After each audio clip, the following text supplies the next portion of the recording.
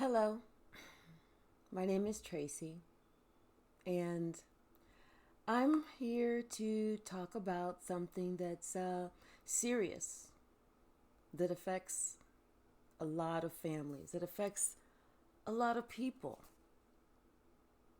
in a negative way, just like it affected me. But I made it out alive.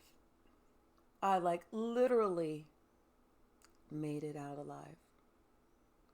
So I'm going to go ahead and share with you, just in case this has happened to you, about being the black sheep and the scapegoat in your family. So now, I'm not trying to embarrass anyone. I'm not trying to call anyone out. And I'm definitely not going to use anyone's name because I'm healed. I have forgiven. I am happy. I'm blessed. I know who I am. I've moved on. And I'm here to help anyone else who needs it, who needs my support, who needs my knowledge, who needs my empathy, and who needs my love. So now, just to kind of start in the beginning, you know, when I was born on Father's Day. And quiet as it's kept, I was my father's first child. Although I have two older siblings, they have a different father.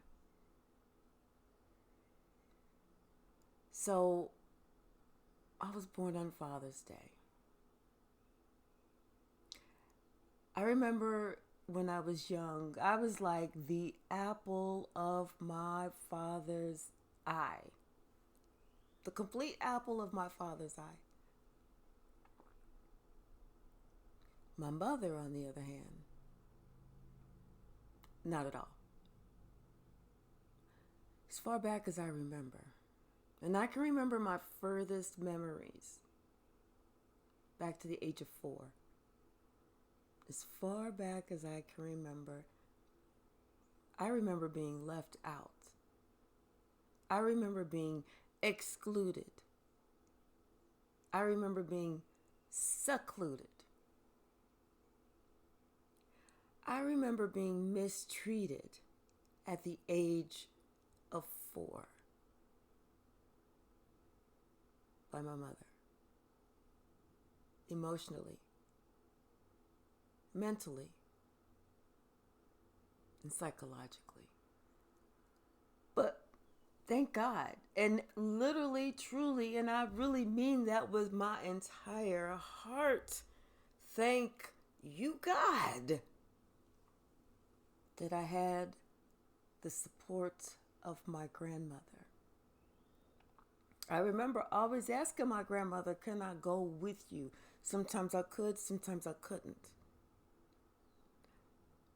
But I remember feeling so much love, so much encouragement, so much welcoming, so much inclusion, so much unconditional love, heartfelt love from my grandmother, that it didn't make a difference about the love I didn't receive from my mother.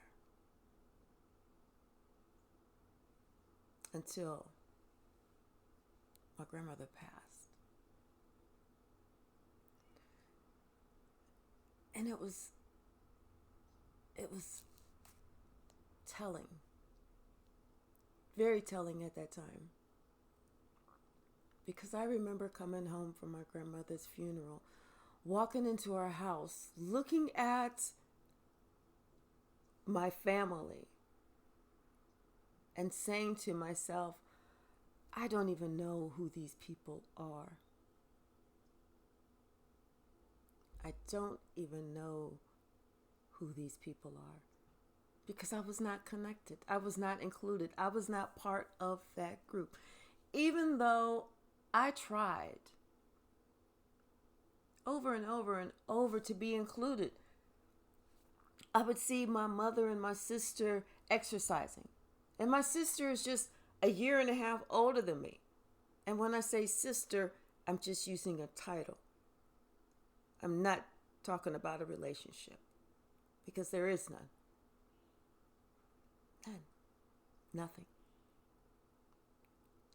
So my mother and my sister, they would do things together. And even if I tried to be in part of that, my mother would tell me to go along. Go be with your father.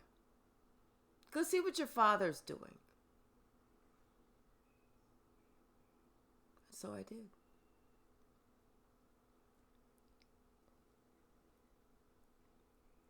So at the age of 13, my grandmother passed. I didn't even know those people. I had one person in my family that I felt connected to. And that's because at that time, he was being the black sheep of the family by my father. So I was getting it from my mother. And my oldest brother was getting it from my father. And so we connected. We connected. And we've always remained connected. So yes, there still is a God, even after my grandmother passed.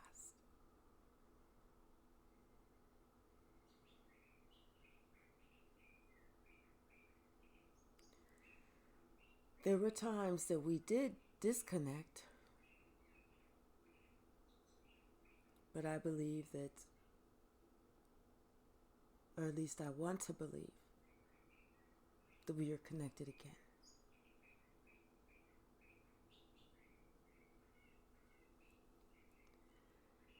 So it was like, I remember when I was 14 years old, and I used to babysit. I babysat ever since I was 12.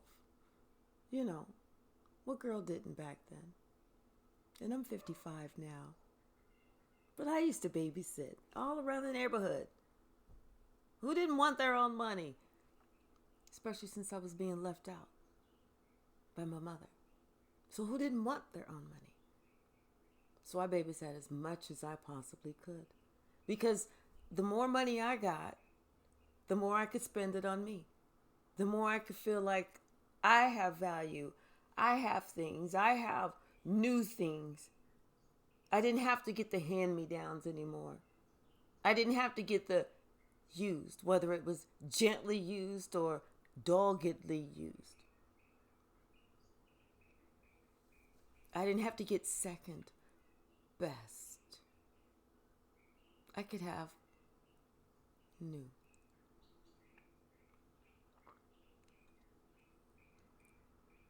So, whenever I was 14, I was babysitting. And I babysat for this couple. They had just had this little baby. His name was Bill, and her name was Barb. And they lived on the street behind where we lived, at the top of the hill. And he had like this neat Camaro or something like the Firebird or one of those type of cars. But he was like in sales and he worked from home a lot of times. He would just be making calls from home. And she went out to work. And so sometimes, they would need a babysitter. And so she'd ask me if I could come, sometimes if he's working from home, if I could watch the baby. No big deal. So I did that for a few months. And during that time, he's talking to me in between, on his breaks, in between him making calls and this, that, and the other. Until one day, me not knowing, because I'm young and I'm very dumb. and I'm very innocent. And I have two parents that don't talk to me about anything. Definitely not life, not sex, not finances, not protecting myself, nothing. The only thing that they taught me was I am not to be seen. And really quiet as it's kept. If my mother had her way, I am not to be heard. So anyway, it's babysitting. Putting it nicely, it wasn't like it was just all at one time. It was a gradual buildup. It was a gradual buildup of him priming me, trying to get to know me, trying to get in my head, trying to see if I could keep a secret, trying to see how close I actually was to my family. And whenever he figured out that I was not close to my family at all, because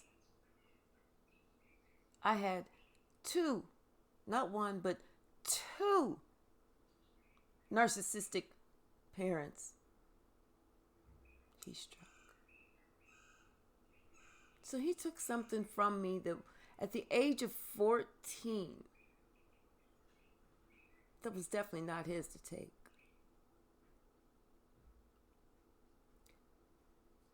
I went home.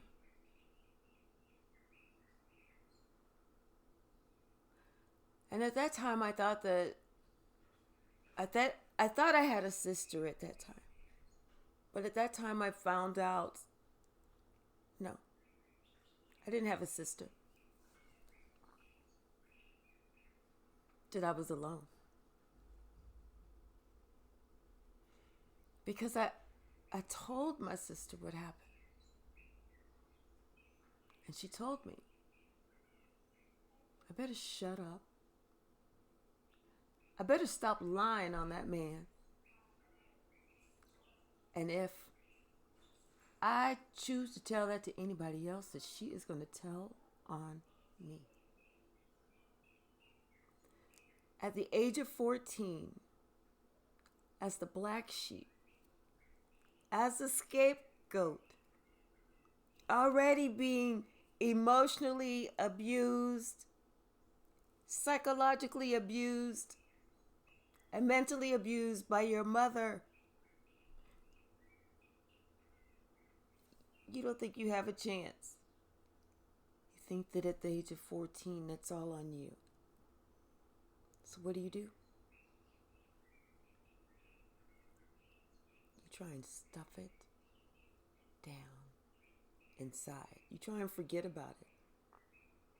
You're definitely not going to go to your father. Because he ain't trying to talk to you about no sex. He's looking at you to see how fast you are in the streets. Not really realizing that he had a daughter that was so uncontrollably shy at the age of 14. I didn't even look a boy in the eye. I couldn't. Are you kidding me? My mother let me know, and everybody teased me all the way growing up, how ugly I was. Whether it was I got a big head, whether it was I got a big nose, whether it was I'm too skinny, whatever it was. Whatever it was, it was.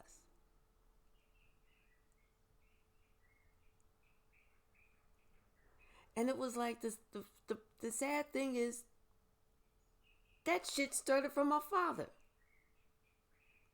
He started calling me them fucked up names.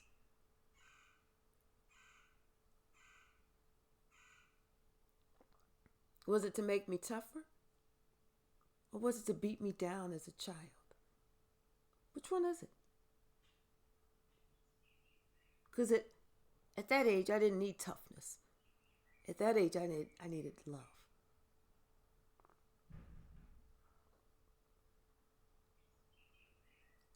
So you stuff that stuff down, down, down, down, down, and you try and go on with the rest of your life already feeling like an outcast, already feeling like the black sheep everywhere you go, already feeling like everybody can look at you and tell.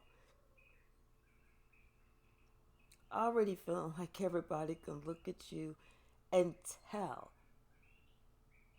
how filthy that you are, that you allowed this to happen to you, and that you even tried to even say something about it, because that man didn't want you.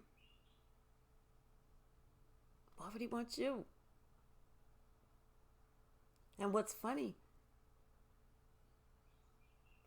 funny is, I think it was maybe about 3 to 6 weeks after that incident happened, they mysteriously moved. Never to be seen or heard again. So I'm thinking that was something that they had been going through time and time and time again. But he didn't have to worry about me telling on him, because my sister had already told me how valuable I was not, how believable I was not going to be, and how she was going to make it her purpose to make sure I was not believed, that I was not validated, because to her, it's not important. I remember at 15 years old. 15. Now remember what happened to me at 14. But at 15 years old, my father looking at me, asking me one day if I've had sex. It's like, no. I don't even look at boys. I don't even talk to any boys. Maybe if they ask me a question in school, but no. You know what he told me? He said, yes, you have. I can tell by the way you walk. I can tell by the way you walk to your 15-year-old daughter that you have been having sex.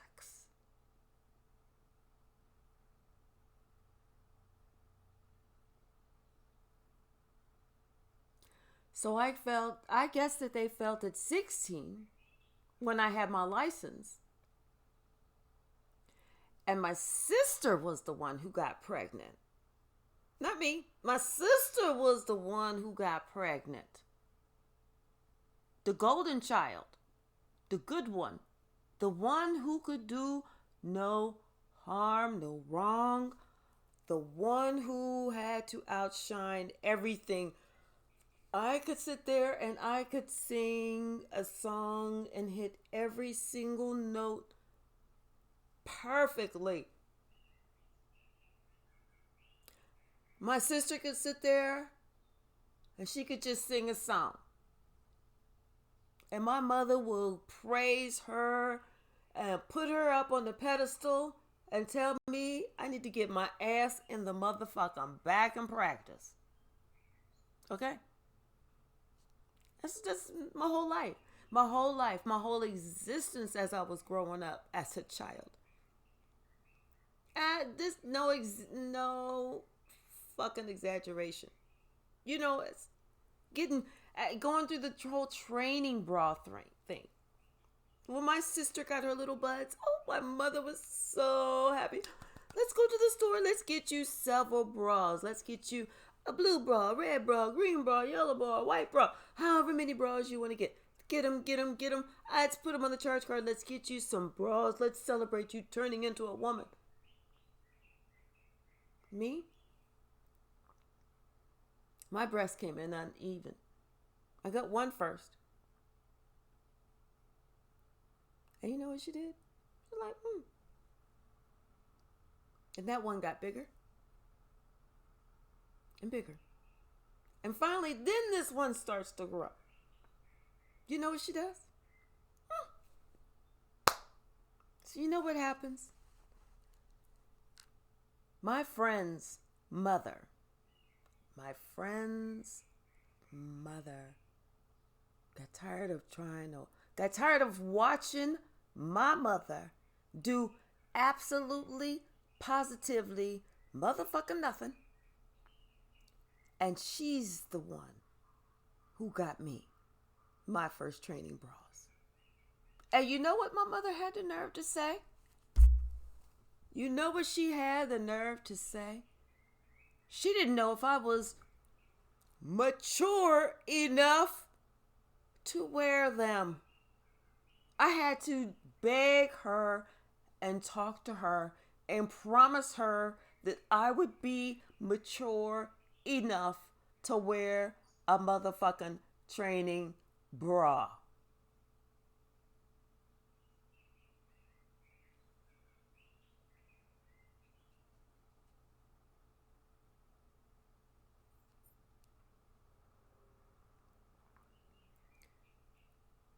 So whenever I was 16 and my sister was 18, I had my license, and the golden child, she had a little hiccup. Oh, she got pregnant. My mother said, "No, get rid of this. You were going to ruin your motherfucking life. Get rid of it." And you know what my sister did as the obedient child? As the obedient child.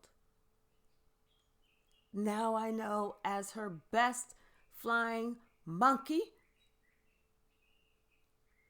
she got rid of it. But you know what? My mother, the narcissist, she would not embarrass herself going down. And my father, the narcissist, either. They are not going to embarrass themselves and their grandiose selves and high-standing selves and go down taking their daughter to the abortion clinic. Are you kidding? They have a reputation to uphold. You lost your motherfucking mind. So they had their 16-year-old daughter who just got her license do it. I did it. I had to do it. I had to do it. I didn't want to do it. It was my damn day.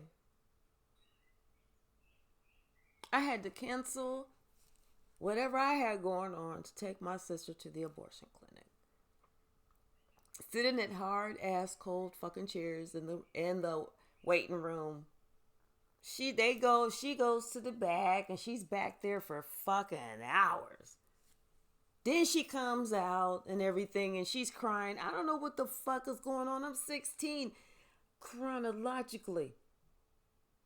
But I'm not really understanding what happened because my parents never talked to me about sex, ever. The most I learned in school. That was it, in sex education. And back in the 80s, they didn't even really talk about sex education like that.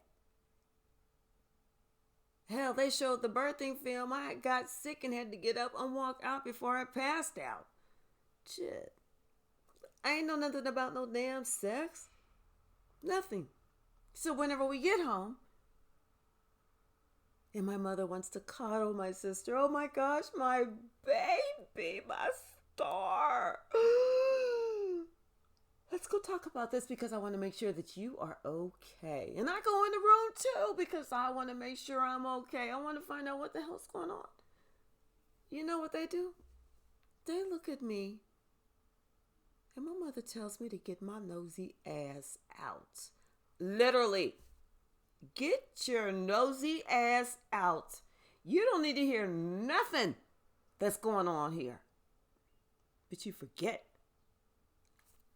You put me in the middle of it by taking her there. I'm the younger sister. Not even the fucking older sister. I'm the fucking younger sister. The one who don't know what the fuck is going on. Don't you think you want me to know too, so I don't have to go through this?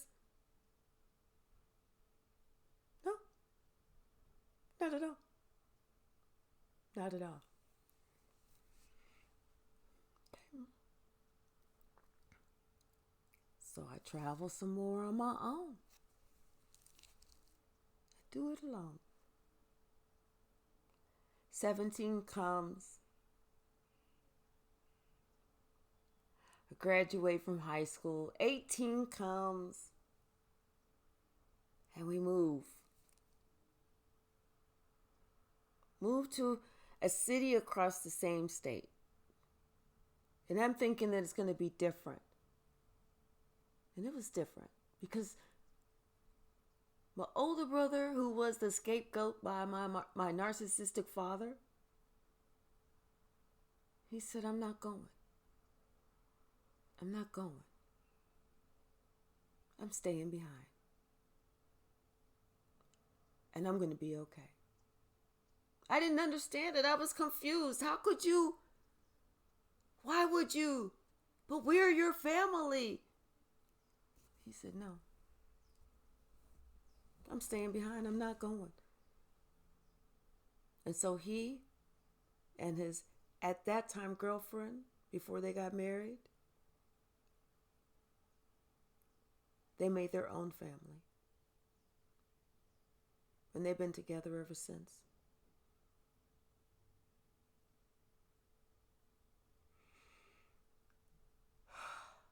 It's almost like something opened, something flashed, something made sense at that time.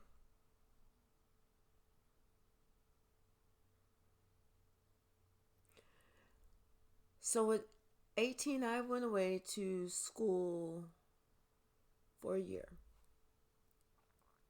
Now my sister, she was already in school, already in college, or first, like this would have been her, because she was 2 years ahead of me. So this would have been her third year, her junior year at college to my freshman year at college. And we both went away to school. But when it came time to doing the dorm thing, now this is my sister's junior year and my freshman year, my mother tells me, I'm going to make my trip. I have to make my trip by my motherfucking self.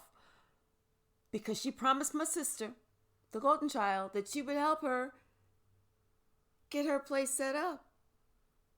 And since she already made that commitment to her, it's only one of her. I got to go by my motherfucking self.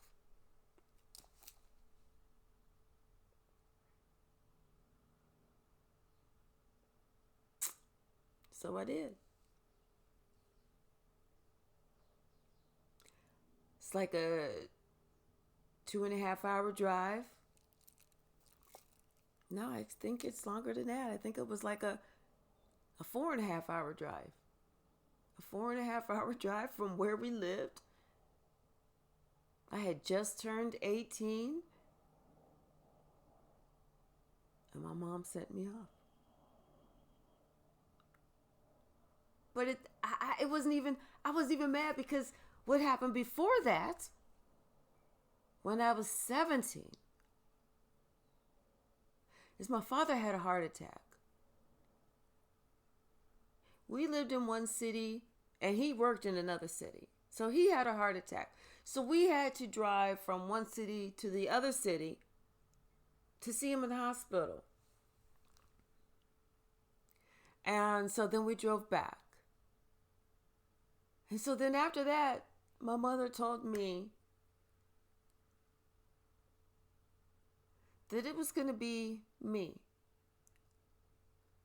that needed to drive back to where my father was. And I'm just going to be there until he gets out of the hospital so he can have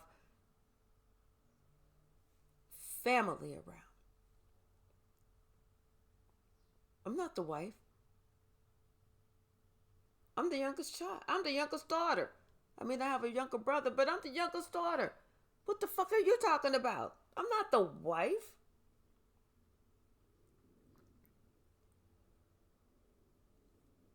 I didn't understand. But it was okay.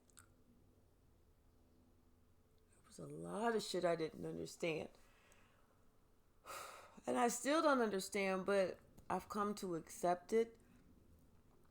I came to realize it first after seeing what it really was. Swallowing that hard pill. That pill was like this big. Shit, my neck is only this big. Hard pill to swallow.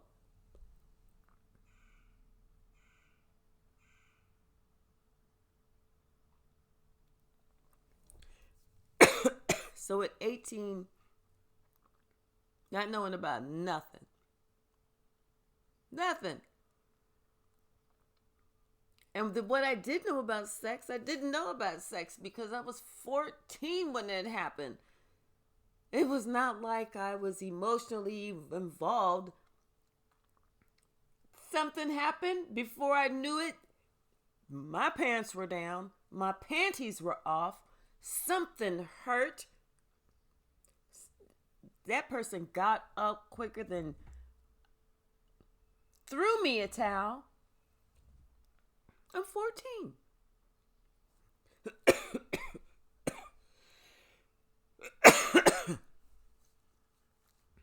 Sorry, y'all. I gotta get something to drink. Not tequila, but water. Thank you. So much better. Woo, good night. So I'm away at college. Doing all this stupid shit that I don't even know I'm not supposed to be doing. And not doing the shit that I am supposed to be doing. So what do you think happened the first year? I surely didn't make no A's. Shit, I don't think I made A. I was praying to make a C.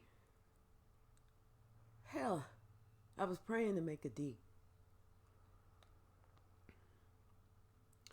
So at 19, I went into the Air Force. And I still had that cord connection, that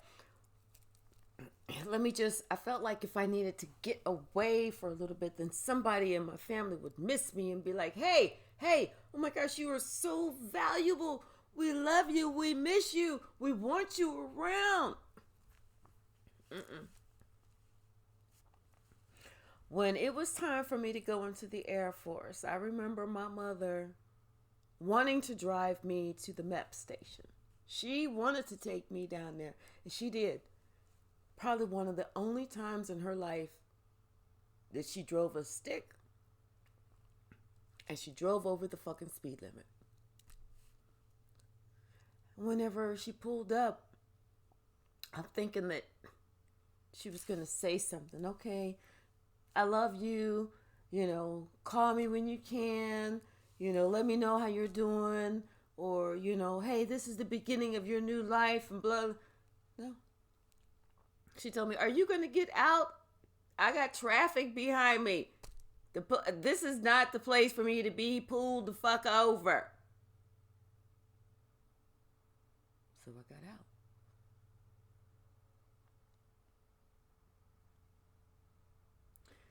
So I went into the Air Force. And you know what? I met this guy. Oh my gosh. When I say I met this guy, it was like when I looked at him, it was like, oh my God. That was my buddy. That was my friend. That was the love of my life. And it was so quick. Such a quick relationship.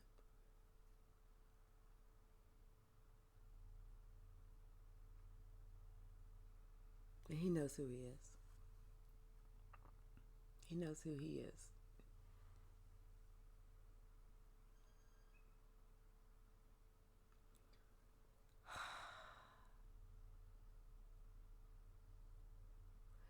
So after that, I got pregnant.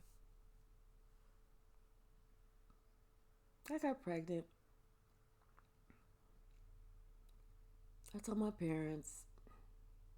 My mom was like, get rid of it. Like she said with my sister. But I'm different. I was always different. And I didn't appreciate that.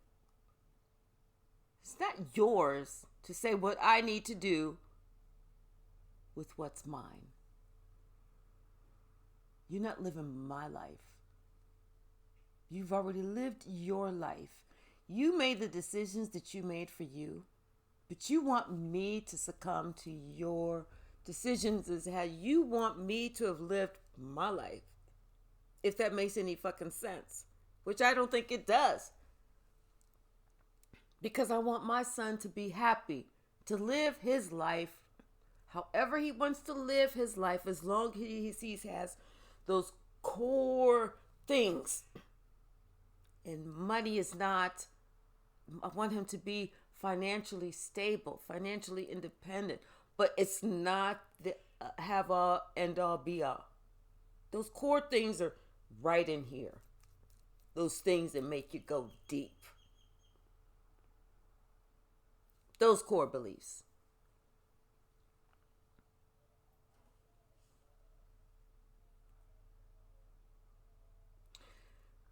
So I chose to keep my child.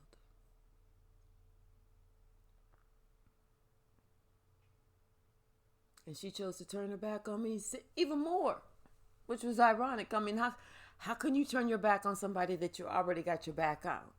You know what I'm saying? You don't have two backs. You only got one back. So you can't like back somebody. You know what I'm saying? You could only, that's it. I was already out there traveling alone for my entire motherfucking life. So a few more steps was not going to hurt me. That was the mindset that I adopted way back then. 36 years. You haven't been there for me before. You're not going to be there for me now. So instinctively, I already know you won't ever be there for me. So I'm always going to be by myself. Without you. Without a mother. Now, I didn't stay in the Air Force. I got out. I made my own choices. I made my own decisions.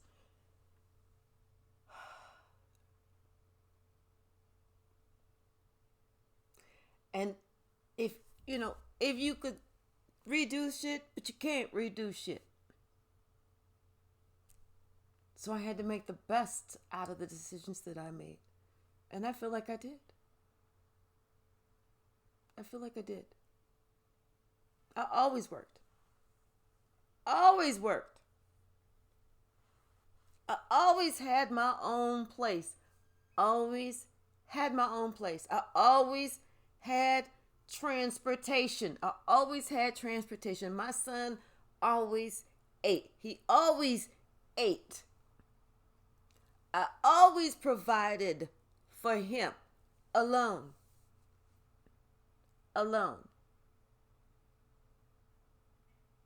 Not one penny, not one half of a penny, not even a quarter of a penny of any type of child support. Alone.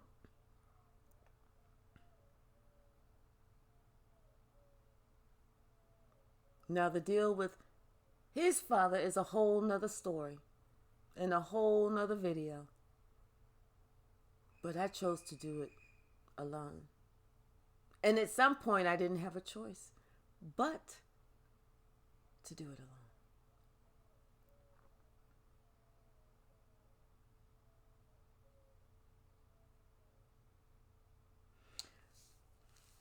But you know, the devil is funny. And the devil will plot and plan on you for years. And you don't even know it. Because you don't have the experience, you don't have the knowledge, you don't have the foresight. Your gifts are not heightened for you to know it.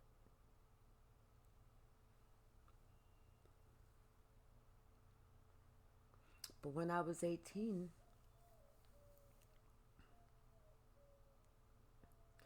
I actually met one of the devil's helpers.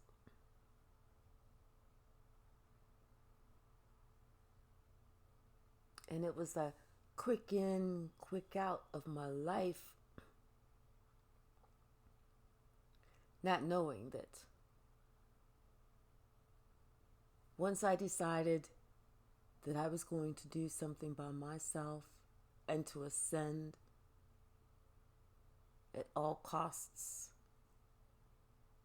then that's when the devil said, oh, let me send this no good nigga right on back around.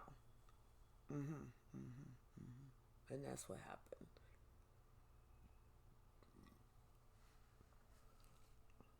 Like I said, it's a whole nother video.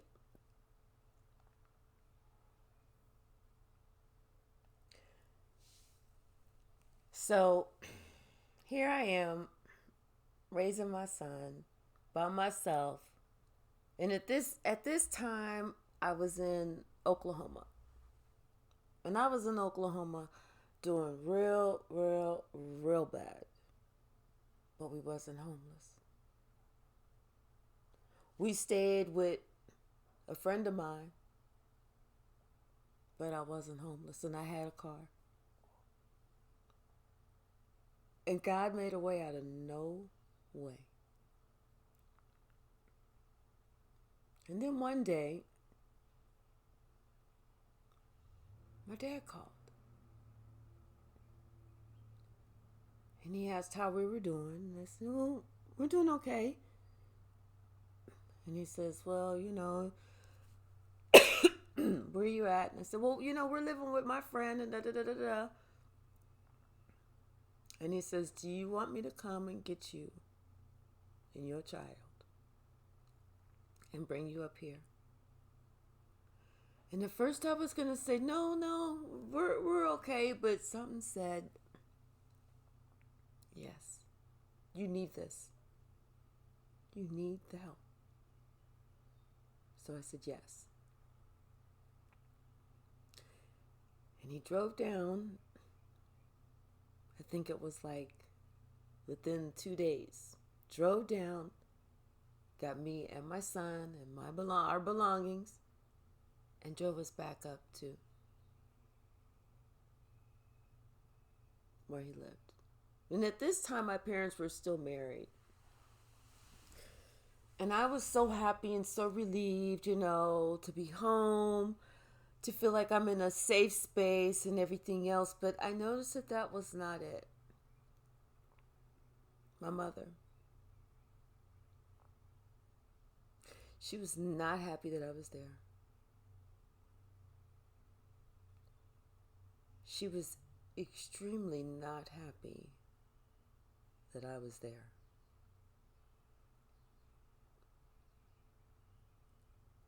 I mean, to the point where she told me, I need to hurry up and get my shit together and get the fuck out. In those words.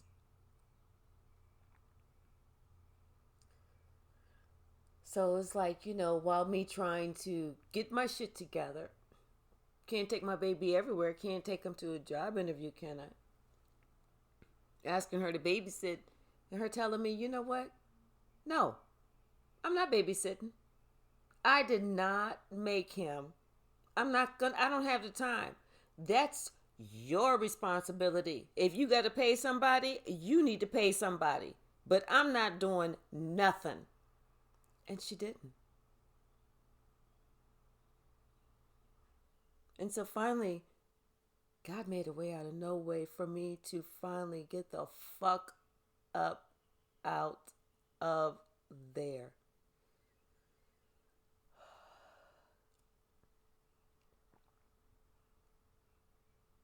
And not only did God make a way for me to get the fuck up out of there, but he made a way for me to have some furniture too.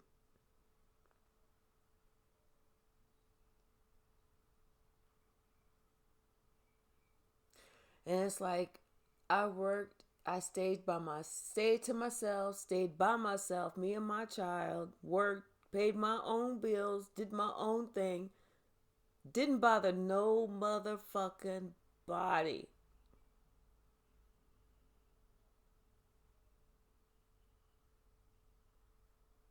But it was like once I started getting to a certain level of happiness, of being content, of accepting me, of being good at something like a good mother, without getting rid of my child. And something in them changed. And they became aggressive. And when I say them, I mean my mother and my sister. Really aggressive in their attacks, and them trying to shame me, and them trying to exclude me, and them trying to use me. My sister even came to my house.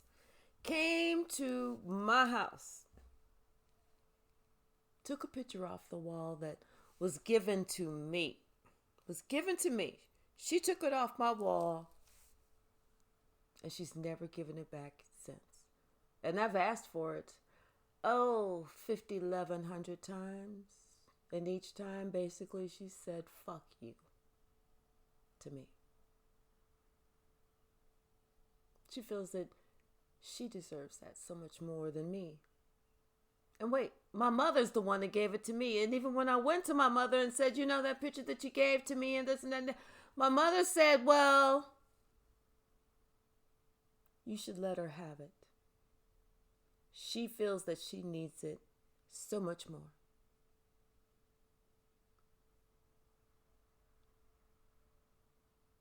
Okay. So when I started expressing, hey, my sister's a thief. She's a fucking thief. She's stolen earrings. She's stolen clothes. She's stolen shit off my wall. She's taking shit from me. She's a fucking thief.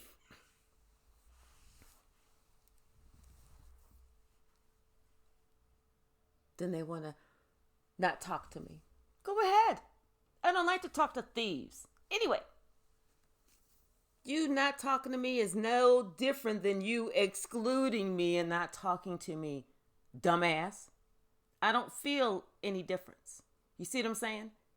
If you push me out and you don't include me and you don't want me to be in the conversation, guess what you're not doing? Talking to me. So when I come out with the truth and you are alive, everyone that I'm talking about is alive. There is no one that has passed. There is no one that cannot knock on my door and say, hey, I'm seeing what you're putting out here. And you can come and you can agree, you can disagree, you can debate, we can have a conversation. I'll even give you the floor. You want to have a monologue. It don't matter, but everything that I'm talking about is true. Everyone that I'm addressing, everyone that I'm talking about is still with us on this 3D plane. So I got receipts.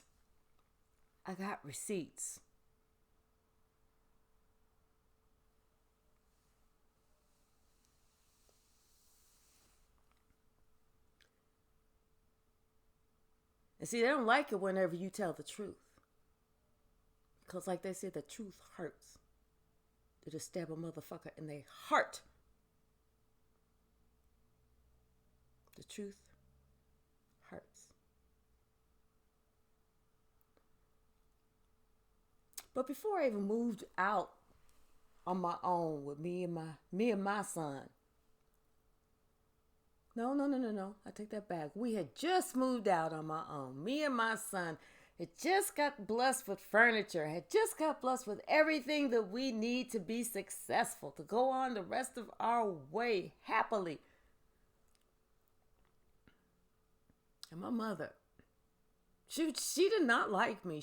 When I say she did not like me, she did not like me for whatever reason. Maybe there's parts of me that reminds her of her. Maybe she just really hated my father and I just reminded her too much of him. I mean, that happens. I mean, or maybe she just really took this black sheep scapegoat shit to the nth degree. I don't know. But she hated me. She hated me. I was number one hated most person in her book at that time of my life.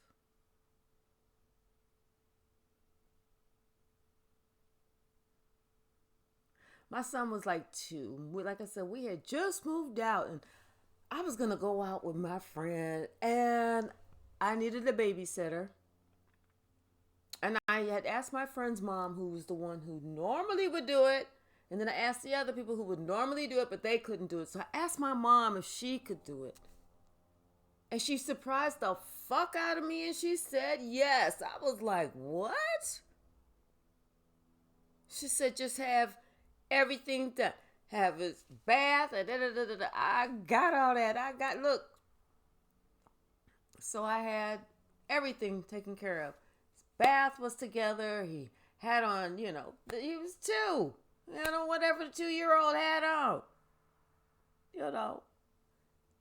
And so I brought him out there. My father was at work. I brought him out there. And I was just going to curl my hair in the bathroom, put my makeup on, and so he could see me and not really kind of notice whenever I walk out the door so he didn't start crying because he used to cry in her presence all the time as a baby. I didn't know about energy back then.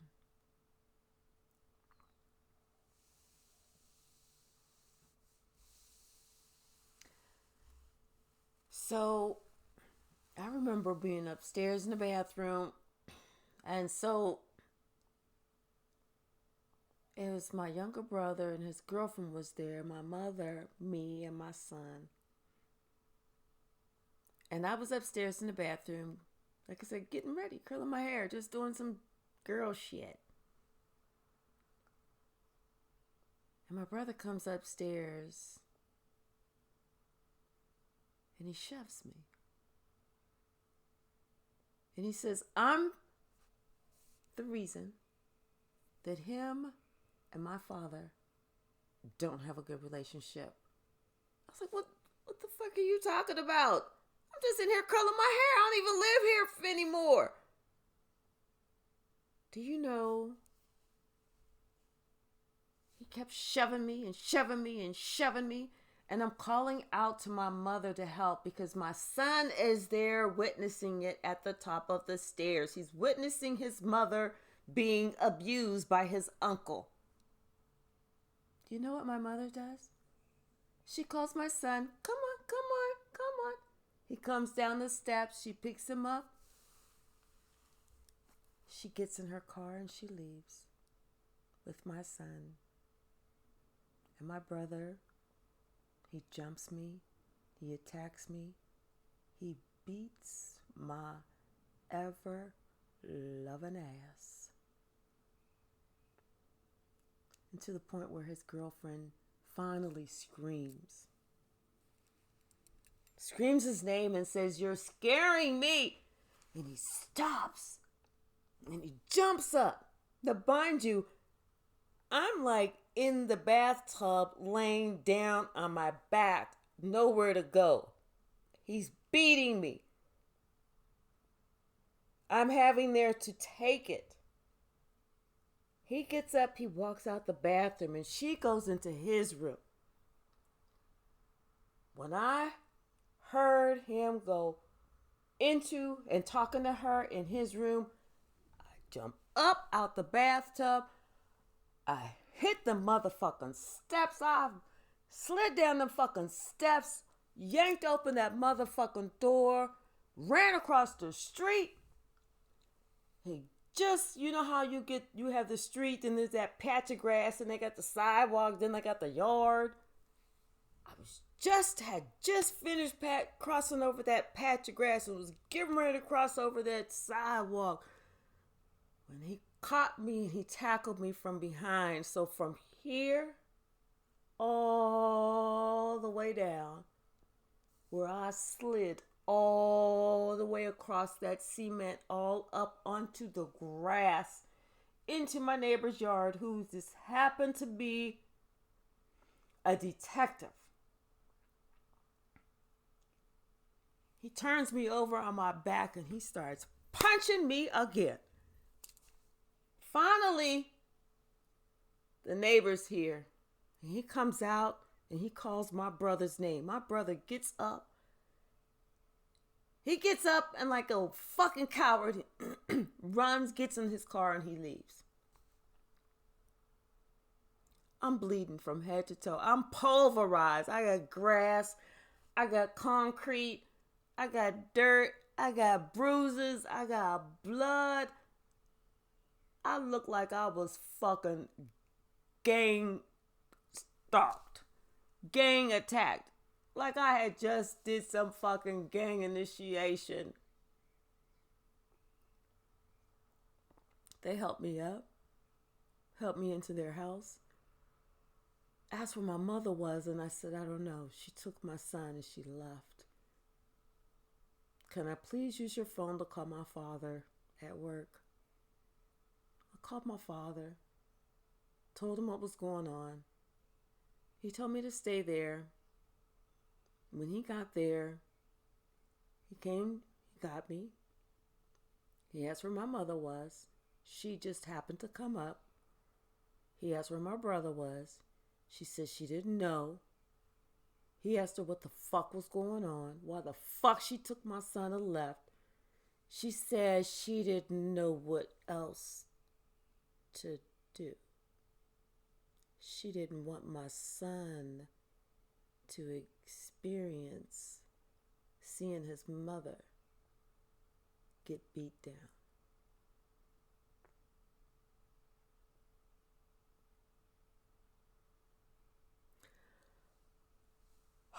I think on that day I saw my father exercise the most amount of strength that he ever exercised in his natural black life, because I think on that day when I saw my father clench his motherfucking fist, he wanted to fucking beat the shit out my mama. But he did not. He told her, he said, you know what? When this last one is done, I'm done too. When my brother finally pulled up, I was there long enough, just long enough to see my father start to beat the shit out of him. Who the fuck you think you are? Why the fuck you do that? 'Cause my mother set him up to it.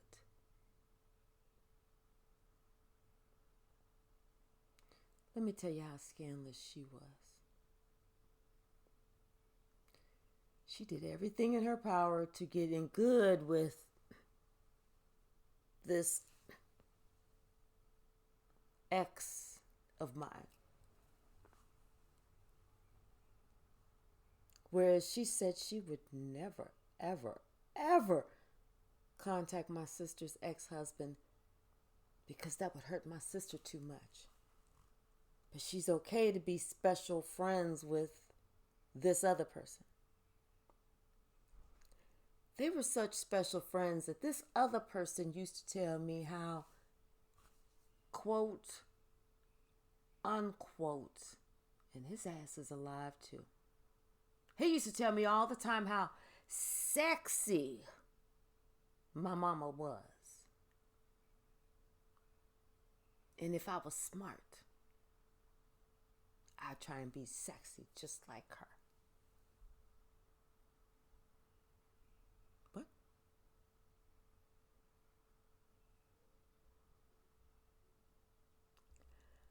Definitely did not understand that bullshit. Definitely did not. And at that time. But now, I understand it a whole too well. Him, her, and her sexy ass.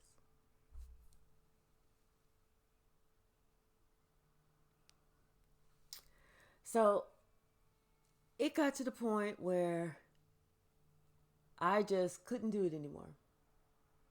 It got to the point where I said, I have to separate myself. I have to do whatever I have to do for myself. I have to be my own mother, because it was clear and apparent that this other person either didn't want to, didn't care to, or for whatever reason couldn't.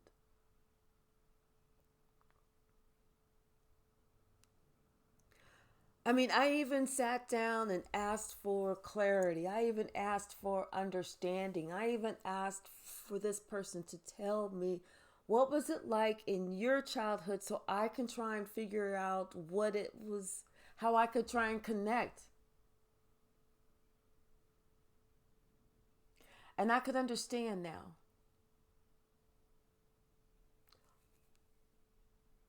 But what I don't understand is how you don't understand that the same shit that you went through, you were actively trying to put me through. That's the shit I don't fucking understand. The abuse that you received, you were gladly trying to pass that shit on to me. That's what I don't get. And it's not like you're trying to evenly distribute that shit. You're trying to pile it all on me. To the point, even when I was 28 years old, me and my child didn't even live in the same house. Didn't know what was going on. Nothing. I had my own shit going on at that time. Nicely, mind you. And so that's when she and my father got divorced. And you know what? She told me it was all my fault. Literally, she said those words. It was all my fault that she and my father got divorced. Because I wanted to always compete with her. I'm thinking to myself, how am I competing with you when I am the fucking daughter and you are the fucking wife? I mean, that's two different types of love there. How am I competing with you when I'm staying in my motherfucking lane? I don't even live with y'all. So any bullshit that y'all are going through because of you. Not because of me. It's because you are refusing to meet your potential. And you want to try and block me from my motherfucking potential. You so busy looking at me and the shit that I do, you can't look at you and the shit that you are fucking doing.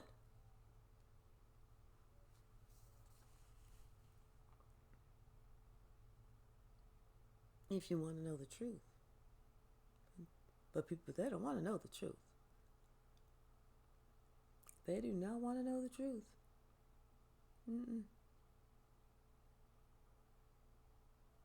My fault. It was all my fault. What she was mad at was not that it was my fault that they got divorced. They got divorced for whatever reason. I mean, he's a narcissist. She's a narcissist. They had their own shit that they needed to work out before they got together, and then had raised 4 innocent children who they tried to fuck them up too. They should have had that shit fucked and worked out for their damn selves first.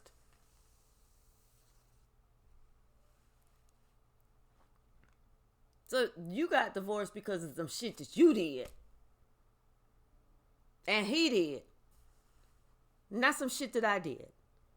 Not some shit that I did. She would get mad at me. I remember I was 4 and 5 and 6 years old, right in the car. And reach up and change the radio station. But if she tried to change the radio station, my father would have something to say to her. And so it was not until years later she brought that up to me, telling me at 4 years old, she felt like I was challenging her for the wife role. 4 years old? What kind of fucking wife would I have been at 4 years old? I can't even read yet. I can't even. I was just learning how to tie my own damn shoe. What the fuck?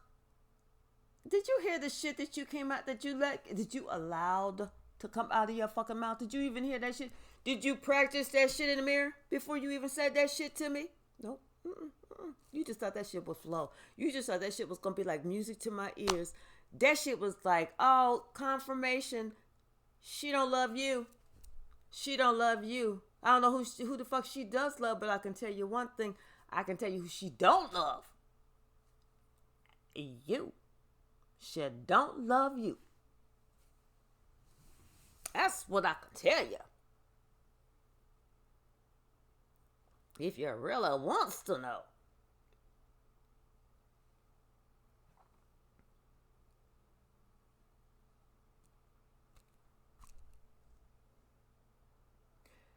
And even after all that bullshit, after all that, and she was truly such an outcast when my parents got divorced. But you know what? I have such a kind, caring, loving, forgiving, empathetic heart that I just want everyone to love and experience love, because that's some shit that I felt like I was not given. I want everybody to be accepted. I don't want anyone to be excluded. I don't want anyone to be judged. I don't want anyone to be talked about. I don't want anyone to be ridiculed. I want everyone to receive loyalty. Those things that I was not ever fucking afforded.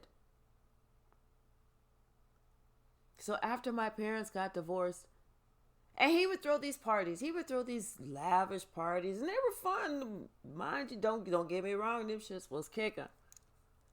But it's like he would have all of us, me and my siblings be there, and he and everybody, But see, he would leave her out. He would leave my mother out for her to sit at home by herself, upset, sad, feeling excluded. And so I spoke up. And I said, you know what? It's not right. Because y'all can be divorced all you want to be divorced, but you still are our parents. We still want to do things with the both of you instead of having to do 2 separate sets of things. 2 Thanksgivings, 2 Christmases, 2 birthdays, 2 this, 2 that, 2 this.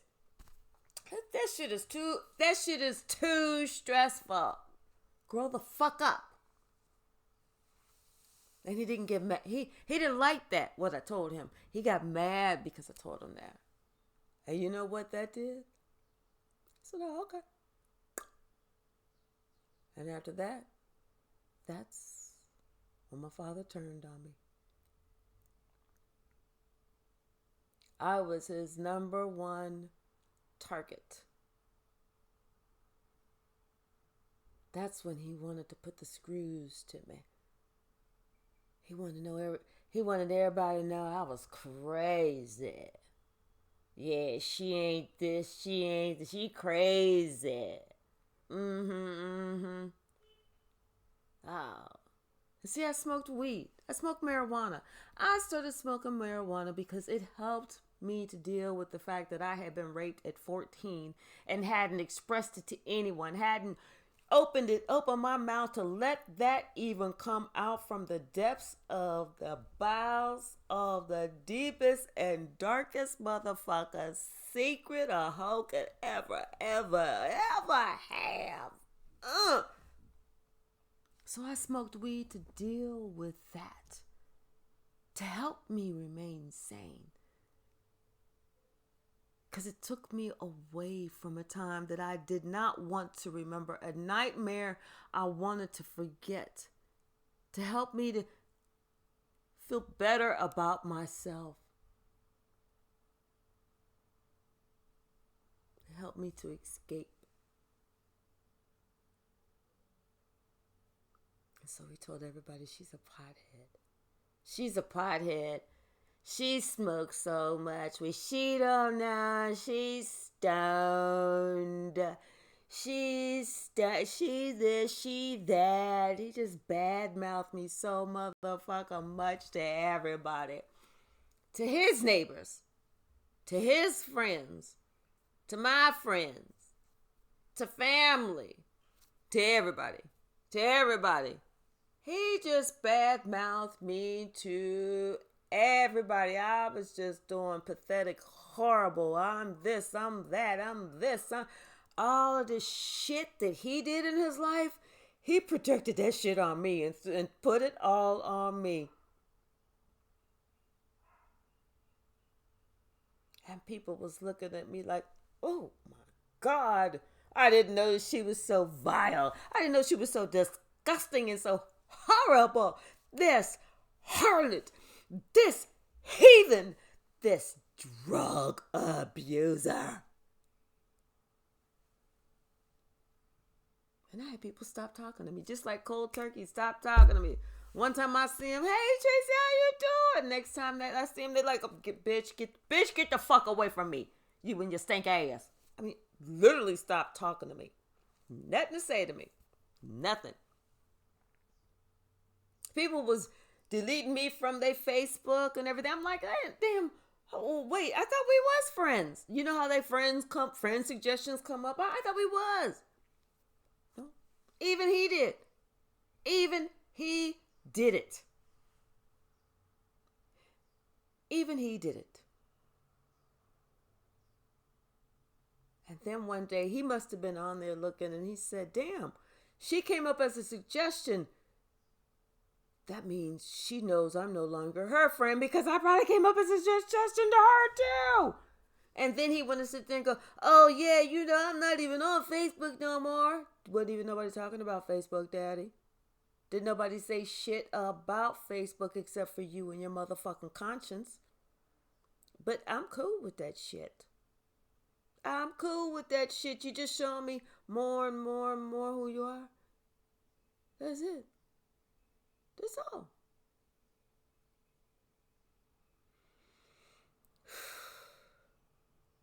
So then I had moved to Florida. I wanted the new start. I wanted to get away. I wanted to just be me.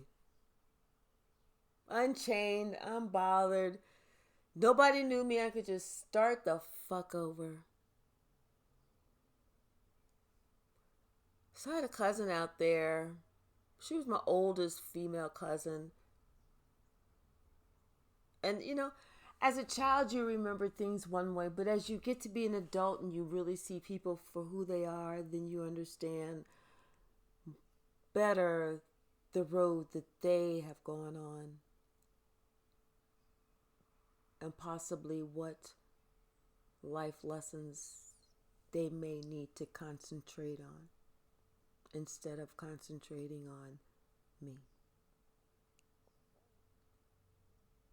So first, I was going to be working outside of Orlando.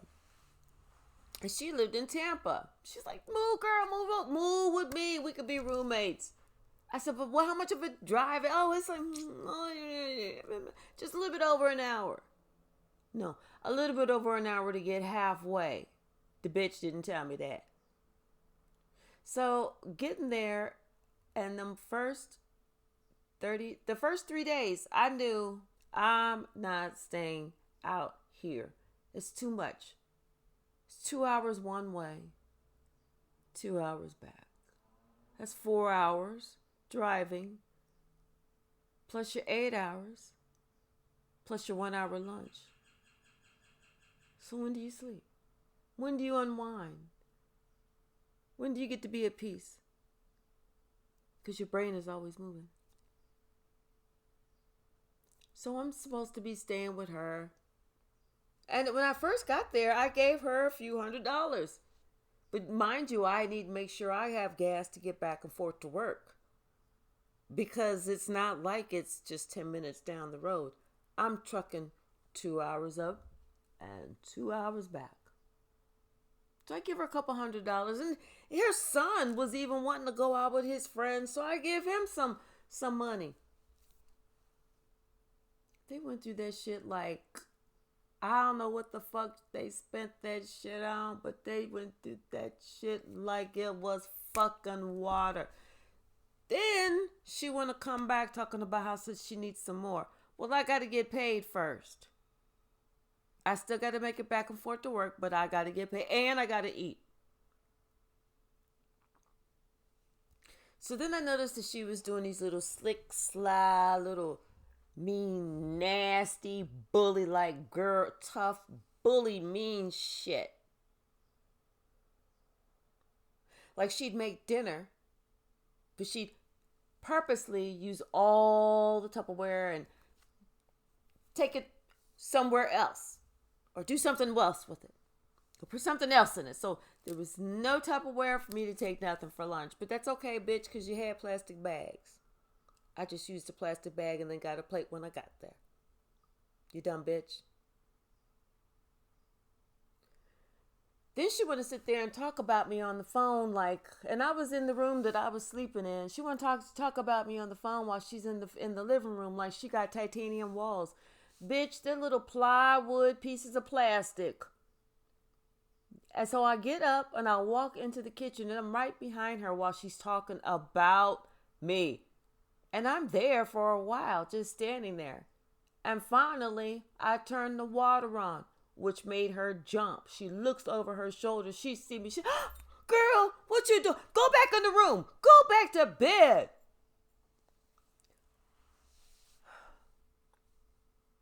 I already heard everything.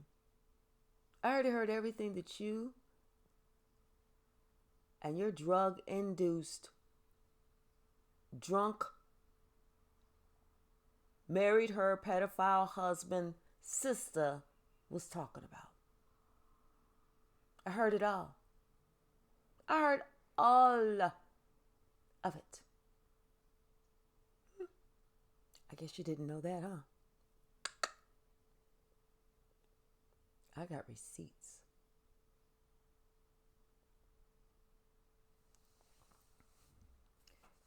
So I move.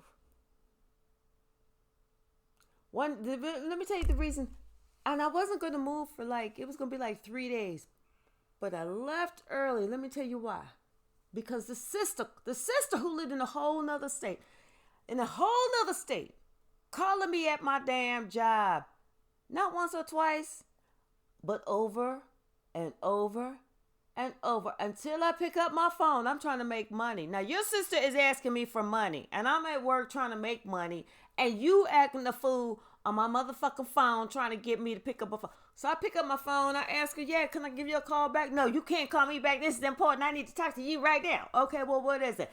Listen, my sister need money. Da-da-da-da-da-da. Well, first of all, bitch, I didn't put you and your sister in your sister's position. That was your sister's position when I got there. I ain't been there for no year. I've been there for less than 30 fucking days. So I didn't run up no damn electric bill, especially when I'm driving for 4 fucking hours just to get back and forth to work, and I'm at work for 8 fucking hours, and I'm working 5 damn days a week, and then in the 2 damn days I'm off, I'm fucking sleep. So I know that electricity was not mine. It was probably her and them 2 fucking grown ass men sons that she had living with her that wasn't paying shit. It's probably her flossing. It's probably her not doing her own fucking work that she needed to do to get ahead. It's probably her fault and not mine. But then, you know what? Her sister that don't even live in the same motherfucking state gonna sit there and tell me I'm supposed to give till it hurt. It hurt right now. It hurt like right now like hell because you calling me, bugging me with this bullshit.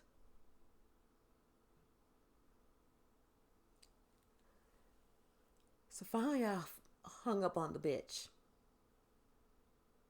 And she was probably drunk and high off of prescription pills. I hung the fuck up on the bitch and went back to work. And when I was on my way driving to my cousin's house, I called her a couple times and let her know, yeah, bitch, wake your fucking ass up. Because we gonna talk tonight. Her and her timid ass never fucking woke the fuck up. Never answered my call. So whenever I got there, okay, bitch, you wanna act like you sleep all of a sudden. All of a sudden, you fucking Rapunzel and you just sleep and shit. Okay, Rapunzel. Night, night, bitch. So I packed up. It was like 11:30 when I got in. I spent from 11:30 until like 2 o'clock in the morning packing up all my shit, packing up my car.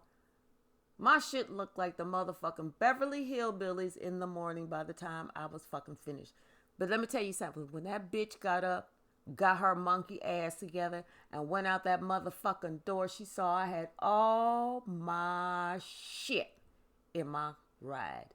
She knew at that point, bitch, you're fucking through. You're through. I got in my ride. I left. So then I got this letter in the mail, right? And it was from the state I had just moved from. And so I get this call from my father asking me, what have I done?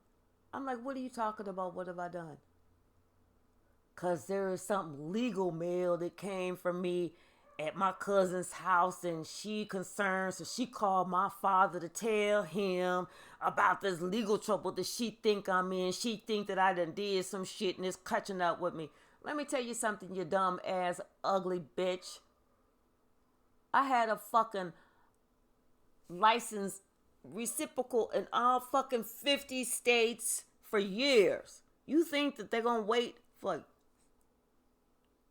7 years to finally say, oh wait, this is the number one criminal we've been trying to track down. Oh my God, this is Mad Dog Tracy.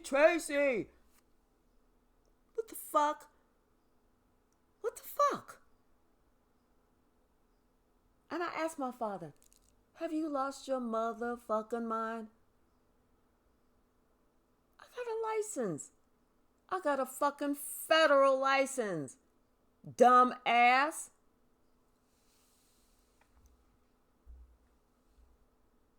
I told him. No, I didn't tell him. I called her. She didn't answer her phone. I told her, let me tell you something. You doing nothing but starting shit. You need to be fucking ashamed of yourself. Instead of you sitting here calling anybody, trying to tell somebody about some shit, you tell that mailman, I don't live there. Return that motherfucker to sender and it'll get to me when it fucking get to me. And you know what, when it got to me, you know what it was? They was asking me for jury duty. I wasn't wanted by the law. I was wanted because I was an upstanding citizen. You dumb bitch. And I don't mean that in a negative way. I mean it in the most loving, respectful way that you've been showing me. You dumb bitch. That's how I mean that shit. So, yeah.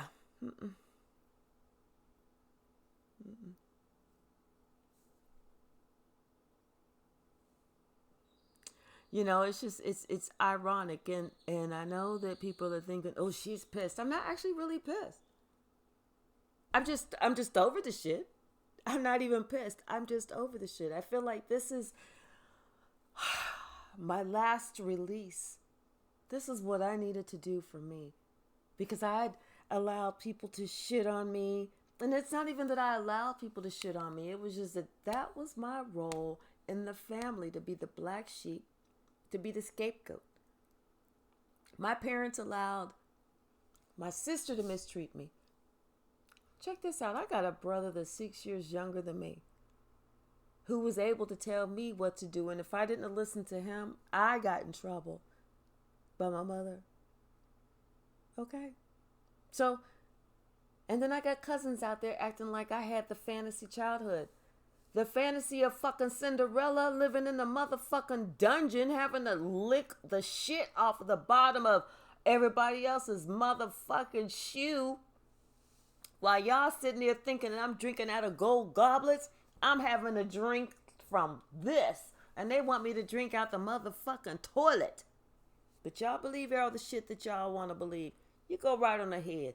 It looks good on you. It looks good on you to have believed everything that everyone has said about me. It is good on you to believe all the negative shit that people have said about me. It looks good on you. It makes you feel like a man, makes you feel like a woman with the biggest robust breast or something like that. Something like that. Is that how it makes you feel? Because if that's how it makes you feel, you truly have been looking at the wrong one. You should have been looking at you. You should have been looking at you, and you should have been looking at the motherfucking fool who's telling you the bullshit. You should have been looking at the fool who's you sitting here co-signing, being they fucking flying monkey. You sitting here watching somebody abuse and bully someone else, and what do? Can I get next? Nobody else has. And you want to call yourselves adults. You want to call yourselves Christians. You want to say, I love the Lord. Maybe on Sunday. But this bullshit bit was happening on a Monday through a Saturday night at midnight. Okay? Biggest ones went out there. Oh, love and peace. Love, peace, and joy. I just love the Lord just fills me. Those were the biggest devils.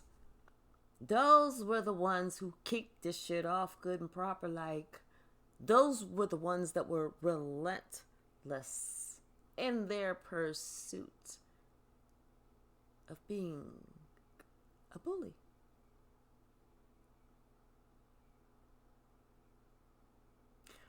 But you know what is ironic? Some of the biggest bullies, two of my first cousins and their sisters. One passed and one is still around. Two of the biggest bullies in my life. One knows, and the other one didn't even have a motherfucking clue. So the one that knows before she passed called me and apologized. And the one who didn't know and doesn't know gets to find out today that their father was the black sheep and the scapegoat too. Yes, indeed. So this is a generational curse that I'm breaking today. This is some shit that I'm putting a fucking stop to. And you know what? I had to get past some shit, had to get through some shit, had to get over some shit, had to let some shit just get by me, had to fight some shit, but I fucking won. I won. I'm victorious. I'm not even upset. I'm happy. I'm free. You know why? Because guess what? Anybody that sees me today knows I am being uncontrollably, unapologetically, authentically, and finally fucking happily me. I'm able to be me and love me for the me that I am. Because I love being me, and I pity you because you feel like you have to be who someone tells you you have to be. That if you don't get along and go along, that you're going to be cast out. Best thing is to be cast the fuck out. Because you know why? God loves those that are strong enough to stand on their own. I made it my purpose. It is my calling. It is my pleasure.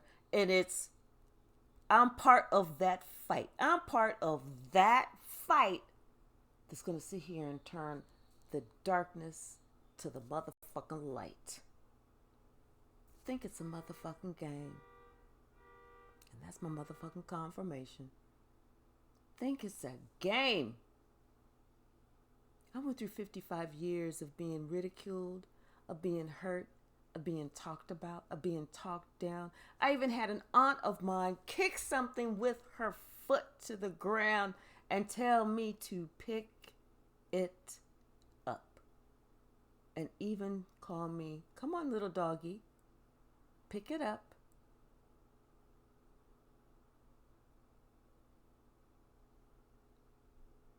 So I'm done being tired. I'm done being quiet. I'm done being nice. I'm nice because I'm a nice person. I love because I'm a loving person. I'm a lovable person. I'm a kind person. I am a forgiving person. I'm a bright person. Intelligent. I'm an empath. And I'm extremely, extremely spiritual. Regardless of the words that come out of my mouth. Because I can cuss all I want to cuss, but it does not distinguish or diminish my connection with God. I've had enough time by myself being excluded, not included, being cast out, being talked about, being different. I've had enough time in my entire life that all of that time, it has built up this incredible gift, this incredible closeness, this incredible love that I have from myself and that I receive from God. At one point, because I would go into prayer, nothing, no sound except for what God wanted to discuss with me. No TV, no music, nothing. Silence. And so at one point, I just started reading tarot. Because I felt like that was a way for me to express my spirituality. I wasn't trying to hide anything. It's just that, people, they look at tarot like that's the devil. No. No. The biggest devils get together on Sunday in these things that they call churches. They either have their Methodist or their Catholic or those are the biggest devils, okay? Those are where the biggest devils go. No, I was at home practicing spirituality.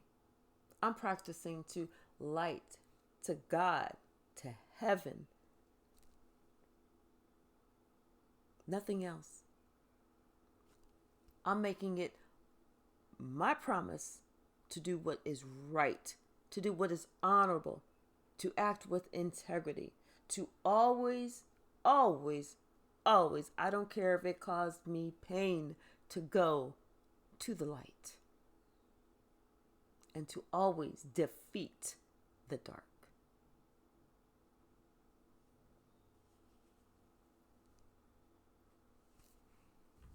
I'm the underdog, the black sheep, the scapegoat, and the underdog. So I had a lot of weight on my shoulders. All those titles for little old me. Little old me.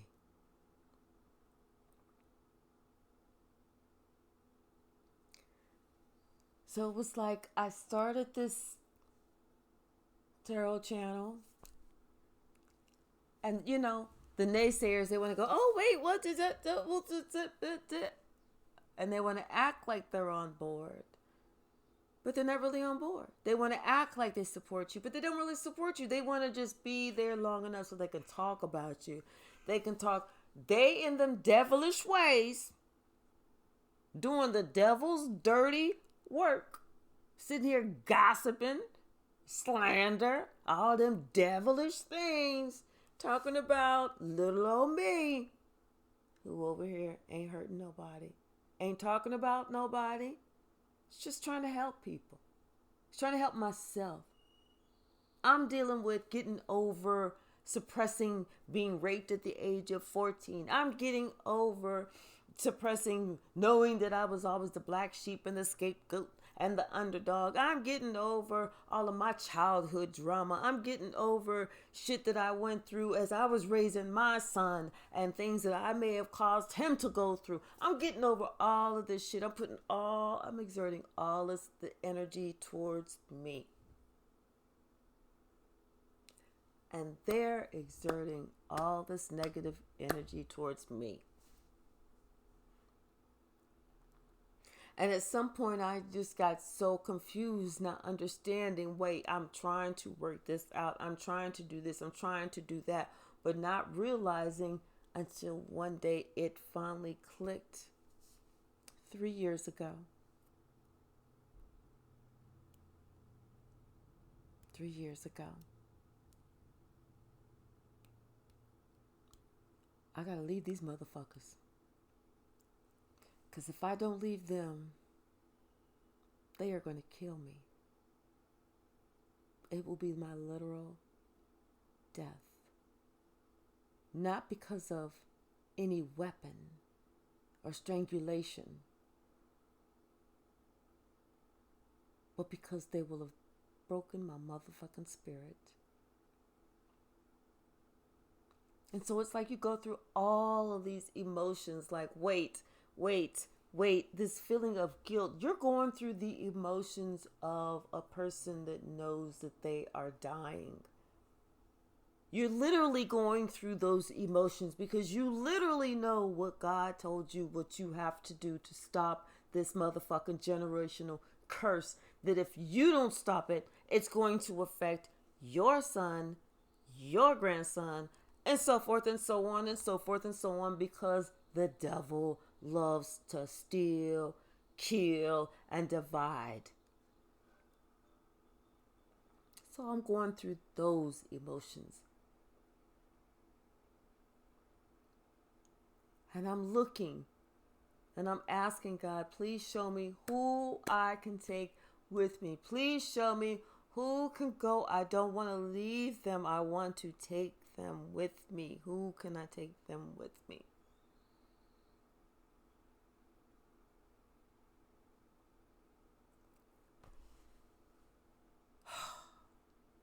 And when you ask, you have to be ready for the answer.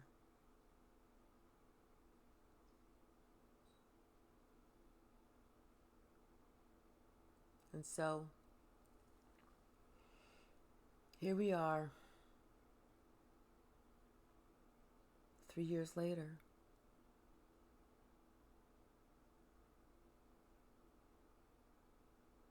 And it's just me. I have one family member that I will keep in touch with. If other family members want to keep in touch with me, I'll allow them to reach out to me. But just know that I'm not on any negative shit. I'm only on peaceful shit. If you cannot respect me, then you cannot be around me.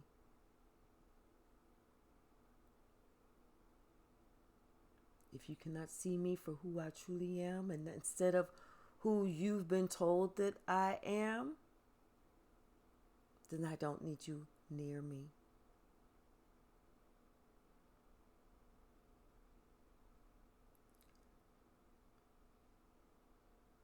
I didn't say goodbye to my son. I just told my son that, you know what, you need to work some shit out. You need to work your own shit out. Because you trying to get in line with these motherfucking fools and thinking that you can come to me any motherfucking way.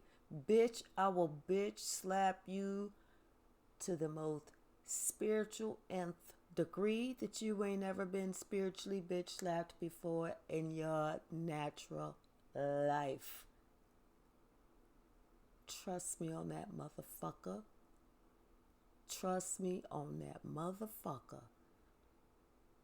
You better remember, you better take off them motherfucking rose-colored glasses and you better remember some shit about who was really down with you when you really, really needed some shit.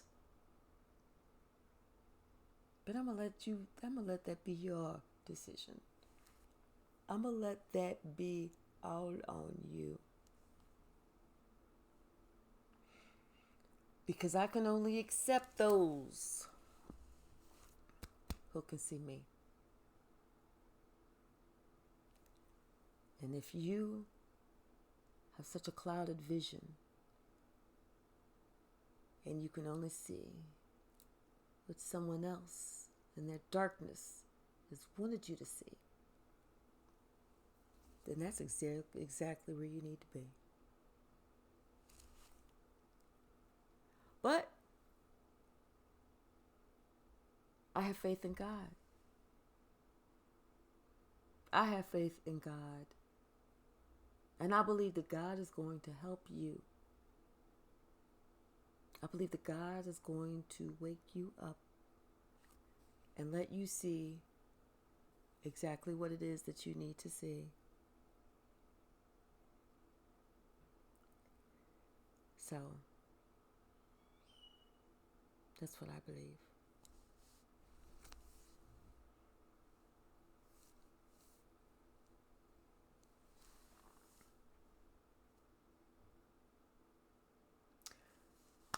But I had to prepare myself just in case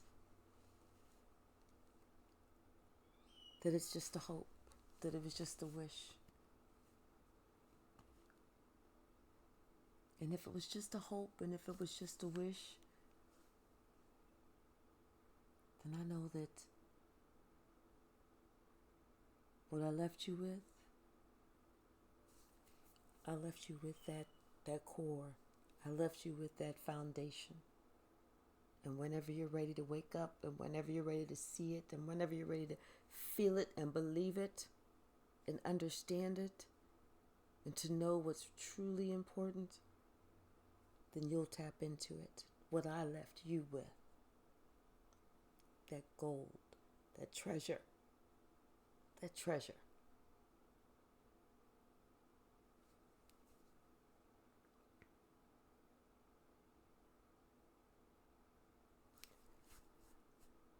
And when you're ready to come back, you know where I'm at. For right now. Because time waits on no one. Time waits on no one. And my first 55 years have been so rough, so tough, such a letdown, such this, such that I said the next 55 years of my life are going to be the absolute best.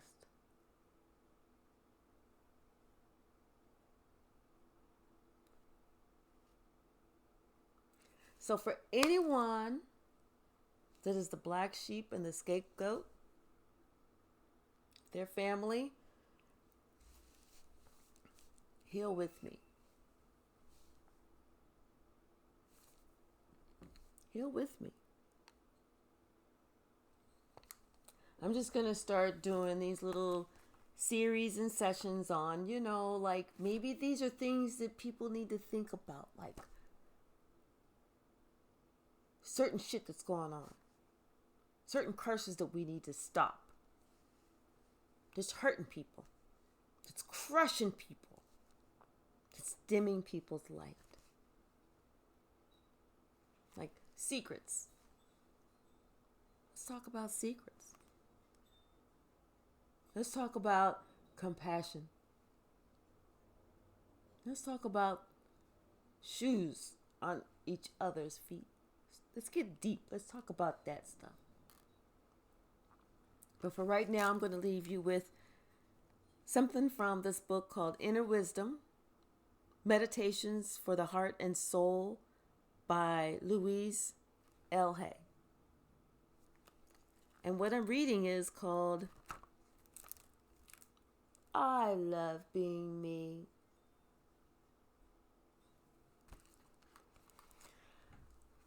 When I imagine how enjoyable it would be if I could live my life without ever being criticized by anyone, I think how totally at ease and comfortable I would feel. I would get up in the morning and know I was going to have a wonderful day because everybody would love me and nobody would judge me or put me down. I would just feel great. Well, I now realize that I can give this gift to myself. I can make the experience of living with myself the most fabulous experience imaginable. I can wake up in the morning loving myself, praising myself, and telling myself, I love being me. I do. I hope you love being you too. This is Tracy, and I definitely will see you soon because we are about to get deep into some shit. Thank you. See you soon.